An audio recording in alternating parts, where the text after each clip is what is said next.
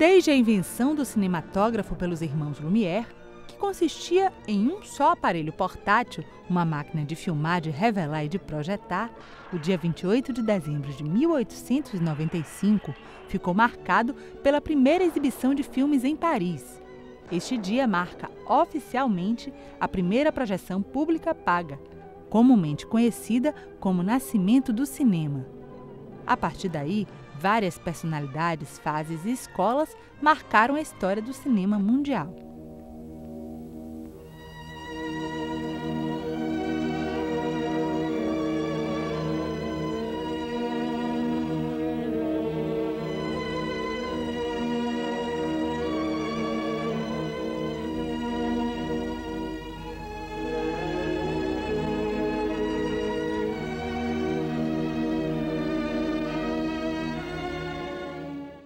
A ideia básica era você perceber que o cinema não é uma entidade só, uma entidade única, não é um fenômeno que tem uma determinada configuração.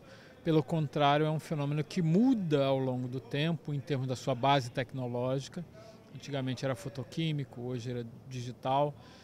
Em termos da sua base social, antigamente você tinha um largo circuito de salas de rua, hoje você tem cinema na rua, no shopping, na televisão, na locadora, na internet, no celular.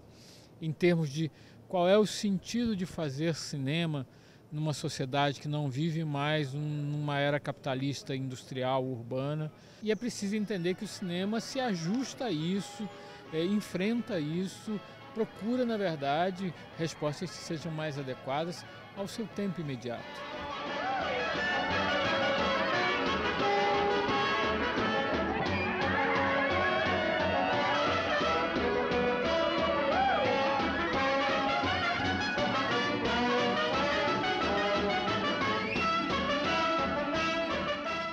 As respostas do cinema são muitas, são múltiplas, o cinema é um fenômeno mundial, mas eu diria que aqui no Ocidente algumas respostas foram fundamentais. A primeira grande resposta para mim é o fato de que o cinema vai conversar com um público popular que veio do campo, foi levado para a periferia da grande cidade para trabalhar na fábrica, para servir ali, enfim, uma classe média em ascensão, uma burguesia em ascensão.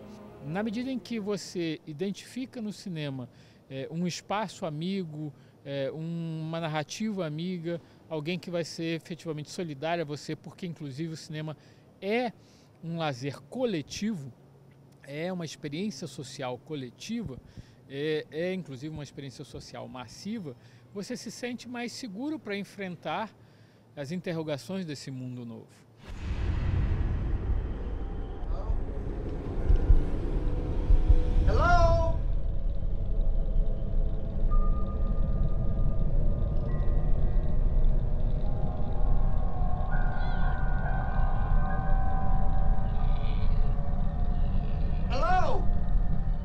Em tempos mais recentes, sobretudo quando você tem essa multiplicidade de suportes, de canais, de instrumentos, de tecnologias, em que tudo parece ser instantâneo, esse cinema para e torna, digamos assim, essa percepção um pouco mais lenta, restitui, por exemplo, a ideia de comunidade, diz que o mundo agora é global, diz que mesmo sendo global, os sentimentos continuam sendo de todos os homens. Vem aqui a essa altura dizer, olha, não é porque uma certa configuração do mundo mudou, que a questão de fundo, que é o próprio homem, mudou também. Ela continua sendo uma questão de como viver bem, como sobreviver de uma forma condida, como alcançar alguma coisa significativa em meio à vida. A vida é alegria, a tristeza não rola, se surgia com pobreza. Ainda nesta edição, a gente volta a conversar com a Hernani Haefner sobre a mutação histórica do cinema, desta vez contextualizando o Brasil. Eu digo, não fale comigo agora. Chegou a hora, acabe a conversa logo sem demora.